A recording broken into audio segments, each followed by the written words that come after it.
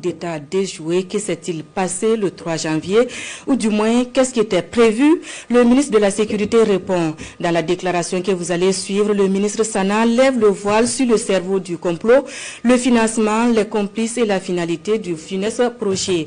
Un projet de déstabilisation qui implique militaires et civils. Écoutons la déclaration du ministre. Avant tout propos, permettez-moi de rendre un hommage mérité à l'ensemble des forces de défense et de sécurité, à l'ensemble des volontaires pour la défense de la patrie, à l'ensemble de toutes ces populations résilientes et patriotes qui se battent jour et nuit pour que le Burkina Faso reste debout. Grâce à leur résilience, grâce à leur détermination, grâce à leur abnégation, le Burkina Faso restera debout malgré toutes les adversités. Prompt rétablissement aux blessés. Pour ceux qui nous ont quittés dans cette guerre d'honneur, je réitère l'engagement ferme du gouvernement à ne jamais les oublier. Que la terre libre du Burkina Faso leur soit légère. C'est l'occasion pour moi de féliciter et de saluer le travail fort appréciable des services de renseignement. Grâce à leur professionnalisme, le Burkina Faso a déjoué pour la énième fois des tentatives de déstabilisation. Félicitations à eux. En substance, le 3 janvier 2026 à 23 h, il était prévu une action de déstabilisation du pays.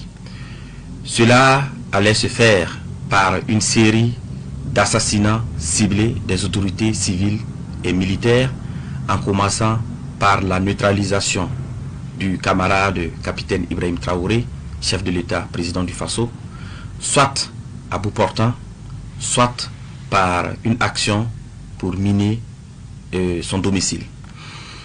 Après cette action, devrait suivre une action de mise hors service de la base drone et une intervention militaire terrestre des forces extérieures.